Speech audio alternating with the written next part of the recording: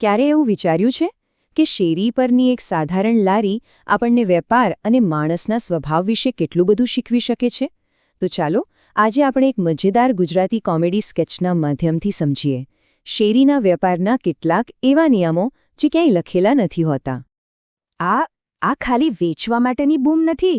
આ તો છે ને એક સામાન્ય પકોડીની લારી પર રોજ શરૂ થતી બુદ્ધિ, ઈચ્છા અને પૈસાની લડાઈનો પહેલો ઘંટ છે.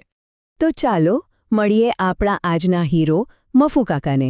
એમના માટે આ ખાલી એક લારી નથી, આ એક એવું સ્ટેજ છે જ્યાં રોજ શેરીના અર્થતંત્રની કોમેડી અને સંઘર્ષના નવા નાટક ભજવાય છે. મફુ કાકાની દુનિયામાં સૌથી મોટો પડકાર હંમેશા પૈસાનો નથી હોતો. ના, ક્યારેક તો એનાથી પણ મોટો પડકાર હોય છે ગ્રાહકોની એવી અજીબોગરીબ માંગણીઓ જે સામાન્ય તર્કની બહાર હોય છે. અહીં જુઓ, એક બાજુ એકદમ સીધી સાદી માંગ છે, 10 પકોડી આપો, અને બીજી બાજુ એક એવી વિનંતી જે કલ્પનાની બહાર છે. આ જ તો એ વાસ્તવિકતા છે જેનો સામનો શેરીના વેપારીઓ રોજ કરતા હોય છે. અને નાની પકોડી કેમ જોઈએ છે? એનું કારણ તો એનાથી પણ મજેદાર છે. આ સાંભળીને જ ખબર પડી જાય કે આજનો દિવસ મફુ કાકા માટે સહેલો નથી રહેવાનો. સારું, અજીબ માંગણીઓ પછી હવે આવે છે એક એવો ગ્રાહક જે આખી પ્રોડક્ટ જ બદલી નાખવા માંગે છે. મળો ધ ડીકન્સ્ટ્રક્ટરને. એમને પકોડી નથી જોઈતી, એમને પકોડીના બધા ભાગ અલગ અલગ જોઈએ છે. આ ગ્રાહકને લાગે છે કે એણે શું મસ્ત આઈડિયા આપ્યો છે, બંનેનો ફાયદો. પણ હકીકતમાં એ વેપારીની મહેનત અને એની બનાવટના મૂલ્યને સાવ અવગણી રહ્યા છે. અને અહીં મફુ કાકાનો ગુસ્સો બિલકુલ વાજબી છે. એમનો જવાબ બધું જ કહી દે છે. ભાઈ ધંધો કરવા બેઠા છે, કોઈ ધર્મશાળા નથી ચલાવતા. તો વિચિત્ર માંગણીઓ તો એક તરફ રહી, પણ હવે વાત આવે છે અસલી મુદ્દા પર, પૈસા. ચૂકવણી કરાવવી એ પોતે જ એક મોટો સંઘર્ષ છે. અને આ સંઘર્ષમાં સૌથી પહેલાં આવે છે દેવાદાર. વચન તો દિવાળી સુધીમાં પૈસા પાછા આપવાનું હતું, પણ દિવાળી તો આવીને જ જતી પણ રહી, અને હવે બહાના ચાલુ છે. ઉધાર તો ઠીક, પણ એના પછી આવે છે સીધો વિવાદ. એક ગ્રાહક પર આરોપ છે કે એણે 100 પકોડી ખાધી છે અને પૈસા આપવાની ના પાડે છે. શું આવું બની શકે? હા, મફુ કાકા માટે આ એક વાસ્તવિકતા છે. અને અહીં એક મોટો સવાલ ઊભો થાય છે.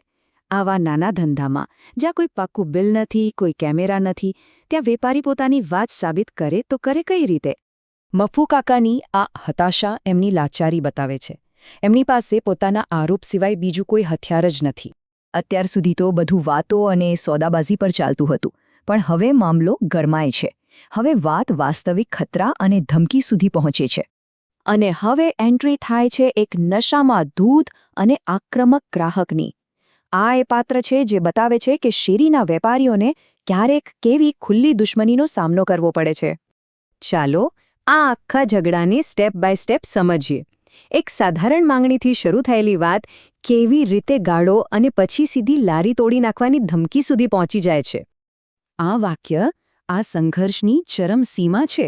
આ મફુ કાકાની રોજીરોટી પર સીધો હુમલો છે. પણ આ ધમકીના જવાબમાં આપણને મફુ કાકાનું અસલી રૂપ જોવા મળે છે. તેઓ ડરતા નથી, તેઓ પાછા હટતા નથી. આજ તો એ હિંમત છે જે શેરી પર ટકી રહેવા માટે જરૂરી છે. તો આ બધી માથાકૂટ અને કોમેડી પાછળનો અસલી મતલબ શું છે? ચાલો હવે એ સમજીએ કે આ સ્કેચ એક નાના વેપારીના જીવન વિશે ખરેખર શું કહેવા માંગે છે. આ સ્કેચમાં આપણને જાતજાતના ગ્રાહકો મળ્યા નહીં. વિચિત્ર, હિસાબી, દેવાદાર, વિવાદી અને ઝઘડાળુ.